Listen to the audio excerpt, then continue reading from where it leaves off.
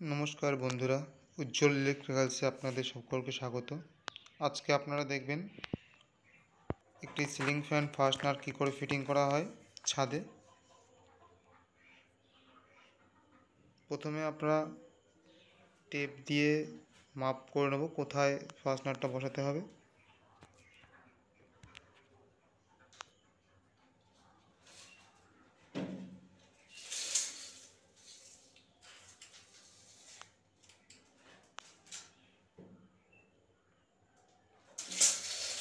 এখানে ফ্যানটি একটি বাথরুমের ছাদে লাগানো হচ্ছে,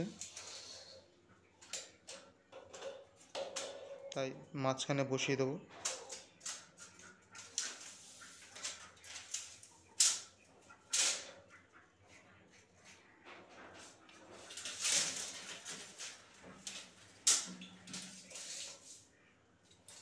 টেপ দিয়ে দুদিকে সেন্টার করে সেন্টারটা বের করতে হবে।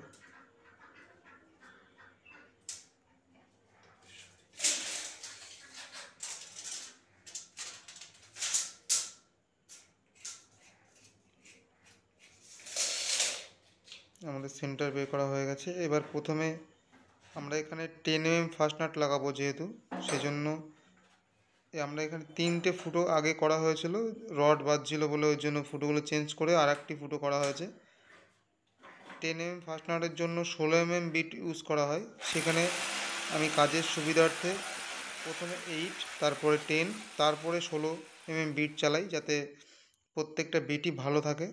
ডাইরেক্ট 16 mm চালালে বিট ভেঙে যাওয়ার ভয় থাকে। সেই জন্য প্রথমে 8, তারপরে 10, তারপরে 16 mm বিট চালাই। আমরা মাপ দিয়ে দেখে নেব ফাস্টনারের সঙ্গে সঙ্গে সেম আছে কিনা। প্রথমে টেপ দিয়ে মার্ক করে নিতেও পারো, অসুবিধা নেই।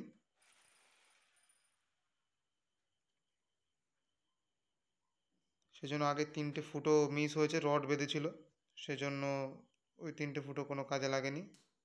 এবার হাতুড়ি দিয়ে এইভাবে ঠুকে দেবো। আমার কাছে বড় হাতুড়ি ছিল না, 500 বা 1 কেজি হাতুড়ি হলে ভালো হয় ফিটিং করতে। আর যদি ইজিভাবে ঢুকে যায় তাহলে ছোটো হাতুড়ি দিয়েও হয়ে যাবে।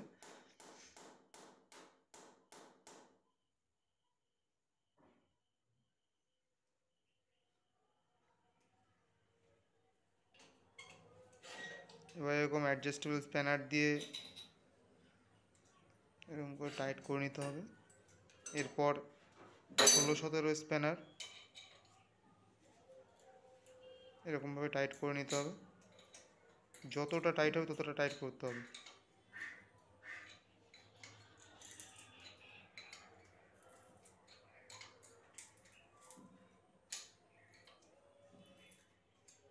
এরপর অ্যাডজাস্টেবলটা দিয়েও স্লাইড রেঞ্চ বলে অনেকে, স্লাইড রেঞ্চ দিয়েও টাইট করতে হবে।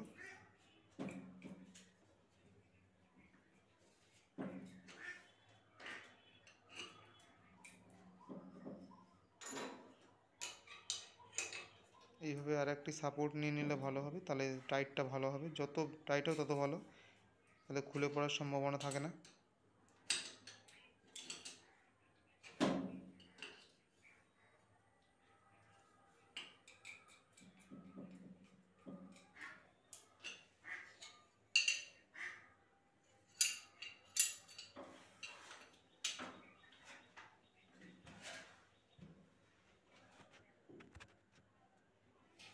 আমাদের ফাস্টনার ফিটিংস হয়ে গেছে। এবার এখানে সিলিং ফ্যান লাগানো হবে।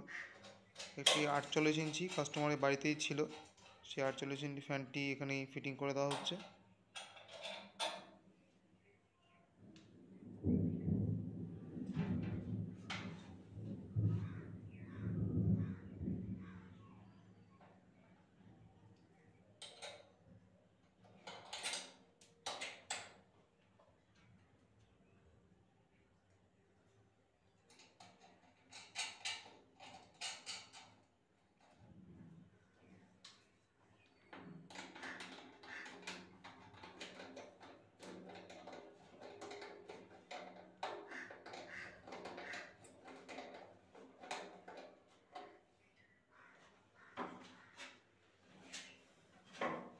ফ্যান ফিটিং হয়ে গেছে, এবার চালিয়ে দেখে নিতে হবে।